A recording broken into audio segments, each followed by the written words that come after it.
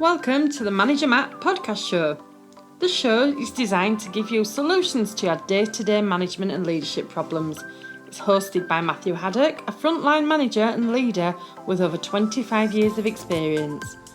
If you're ready, then let's get on with the show. Welcome to the Manager Matt podcast show. I do hope you are well and delivering results. If you have just tuned into this show, it's the first time you've clicked on it, thank you so much for your time and effort. I know it's difficult in a very, very busy world that we've got to take the time to listen to a small, short podcast. But you've made that step, you've tuned in, and you want to listen to what? What is Manager Matt? Well, it's about helping you, as a leader or a manager, improve your skills with a weekly episode that's usually around subjects that can really drive your career and make your team deliver. So this week's show, what we're going to dive into this week is around management's worst behaviours. And I've done a couple of these in the past, but I thought it's worth revisiting this. I've worked for myself as a management consultant for the last 2 years. I've worked under some great bosses and I've worked under some not so great bosses. So it's important to know, as a boss and as a leader, what are the things that can really get under people's skins? What are the things that really make you a bad manager? What are those behaviours? Doesn't mean you're a bad person. Doesn't mean you're an evil leader. You're not something like that. What you are is maybe going too far or being too much in certain areas, and that can come over as a bad behaviour. Now, what I've done is I've got 5 bad behaviours that I think you as a manager might feel you're doing. You might not. You might be perfect. Brilliant. If you've been listening to this show for the last, how many years? 5 years and 300 odd episodes. Maybe you are a great manager. And if you are, well done. But this is the 5 ones I think you could look at and say, can I get better? How can I improve it? And is there areas where I can just step back and go, yeah, that's me. So, no particular order, but the first one I get, and you'll hear this a lot, is the micromanagement and that lack of trust.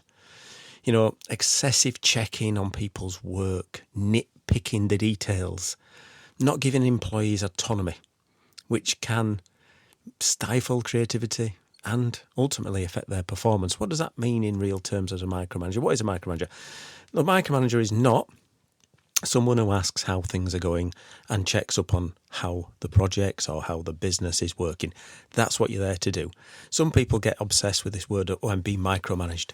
My boss keeps asking me if I'm going to hit that deadline on time, or the project's going to come under the budget.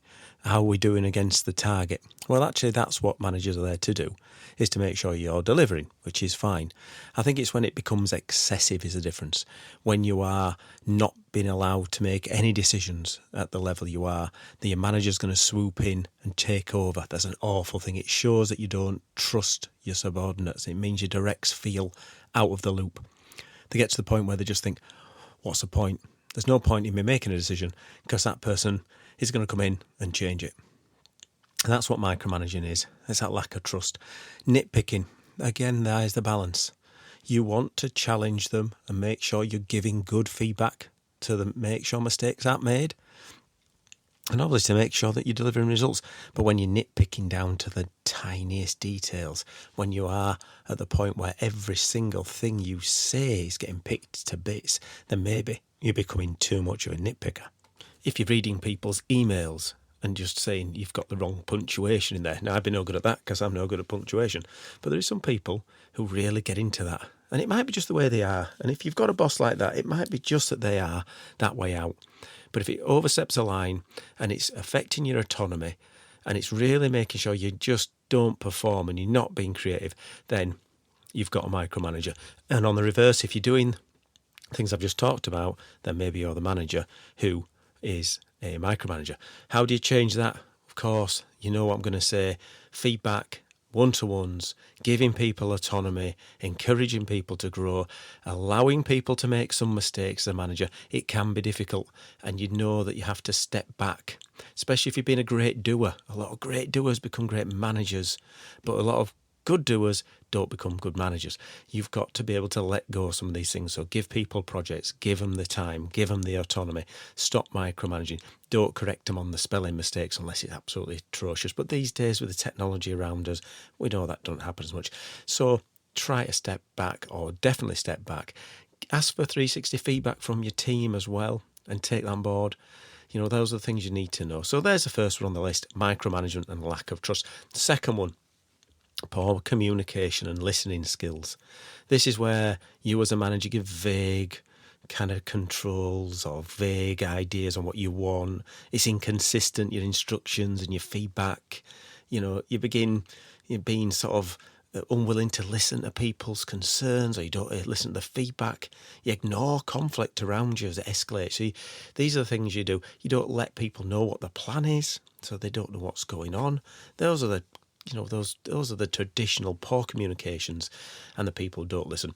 Management is around being able to listen to the team, to listen to the customers, to listen to your boss, but also be able to communicate to your team and communicate to your customers and communicate to your boss in a great way, in a good way. So if you're being vague, you're being inconsistent in your instructions, look at how you can change that. You'll soon see that sort of vague look on people's faces when you give them instructions.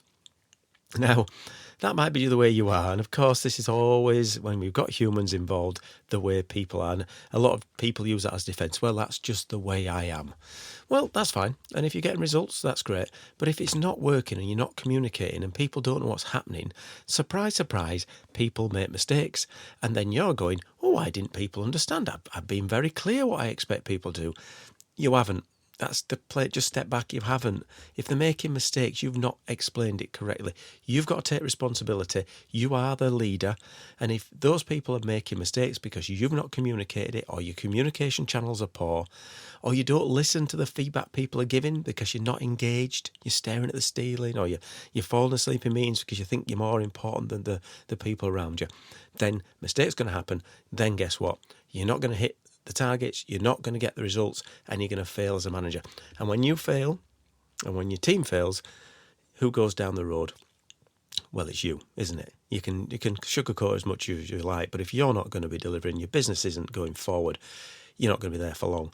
So make sure you are communicating appropriately. How do you do that? Well, it's the good old-fashioned talking to people, being consistent how you do it, writing things in a consistent way. Don't manage by emails, but emails are useful to have a definite what's going on. Sometimes emails are not the greatest one. You definitely need to sit down with people and explain what's going to happen. Show people. If you're in that kind of environment, go show them what good looks like. I get out on the floor when I'm working and I ask people what's going on. I'll ask questions and I'll show them how good looks like. But I'll listen to their feedback.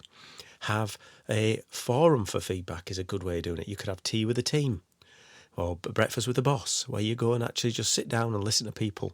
Have a good engagement with the union, if you've got a union, or the employee representation. That's another good way of doing it. So get people's concerns and you can listen to their feedback.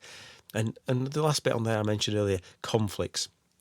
If you don't get conflicts sorted because you're not communicating right, then interdepartment feuds will get bigger and bigger.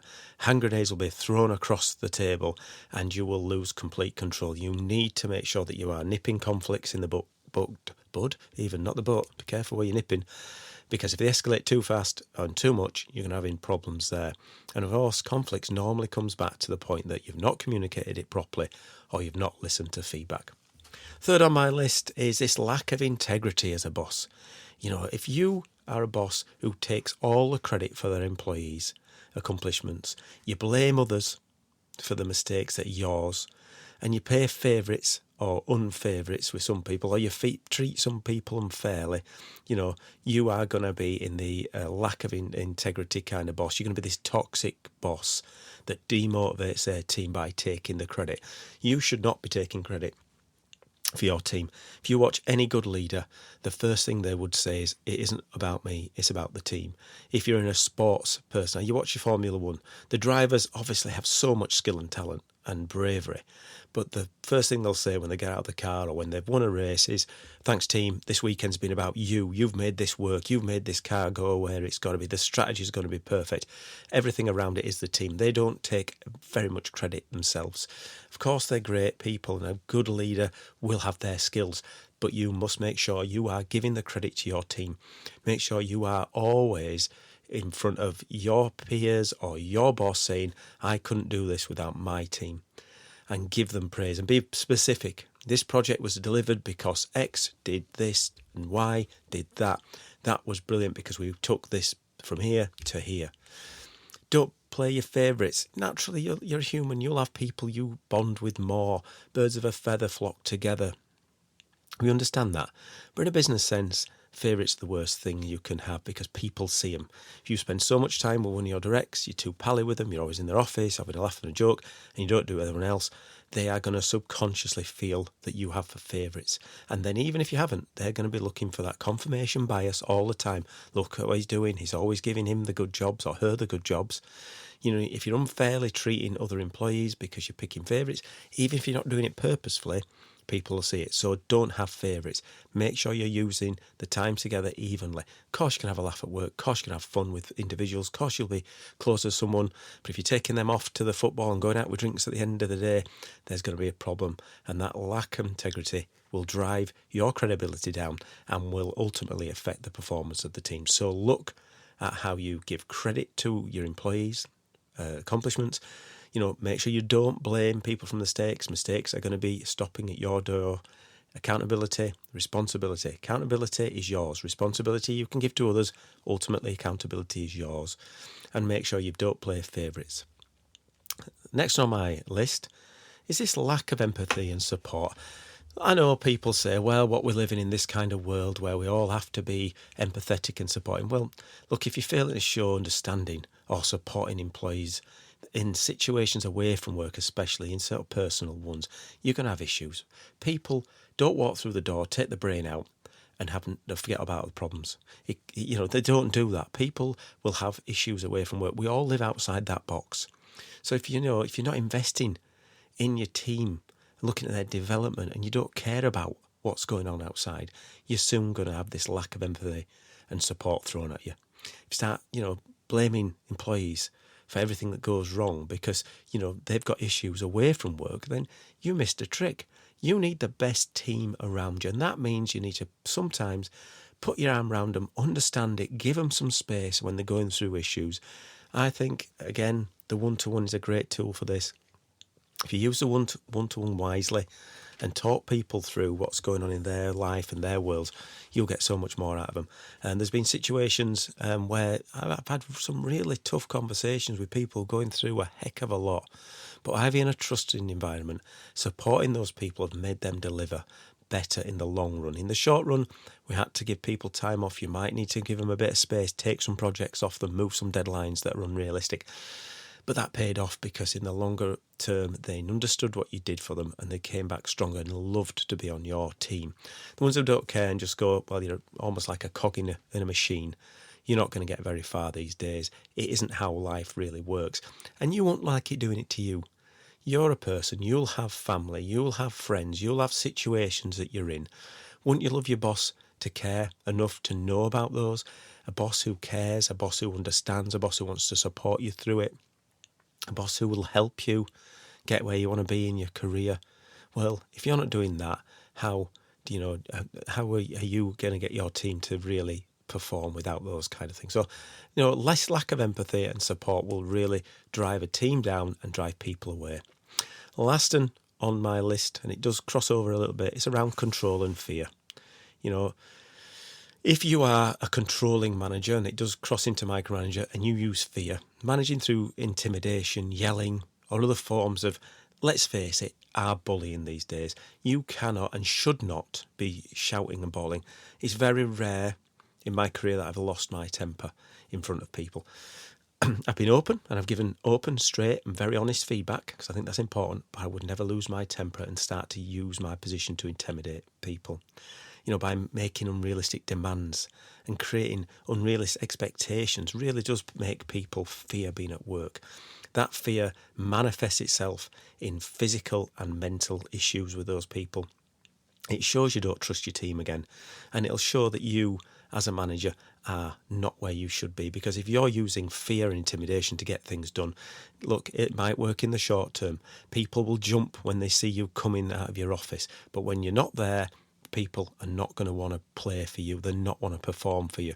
They'll do the bare minimum. You get the bare minimum people. They're doing enough just to survive. They're coming in, doing the work. Whenever you're not there, they're on the phones. the shopping on Temu.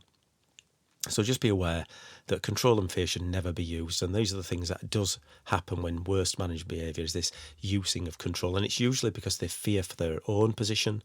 They're getting it from their boss. So what do? They try to roll it downhill and use fear and control to manage others, to intimidate them. I mean, yelling. I remember I've had a boss who yelled at me so loud. It was uncomfortable for a professional like myself to have that. And I remember walking out of the room and thinking to myself, firstly, I'm never going to do this to anyone. And secondly, I'm not going to be with this business for long. And I wasn't. And it just proved that they lost good talent. Funnily enough, within a year of me leaving, that individual didn't work there anymore, because there's a point where your fear and your control by using fear just burns itself out. And then unrealistic demands means that your team don't deliver, you don't get what you need, the business doesn't get what you need, and all of a sudden you've gone.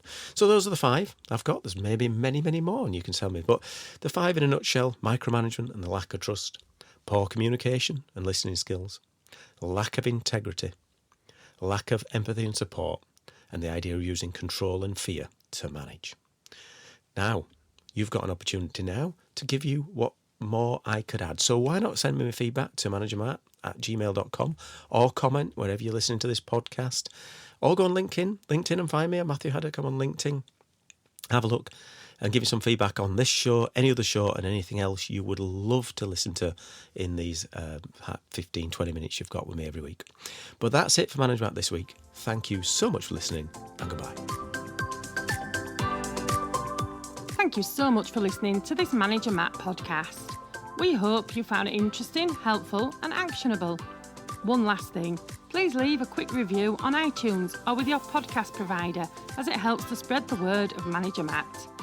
If you haven't already done so, please subscribe to the podcast, and if you did like anything in particular, send an email to managermattpodcast@gmail.com or visit managermatt.co.uk for more content. Feedback is a gift, so let's keep giving. See you next week.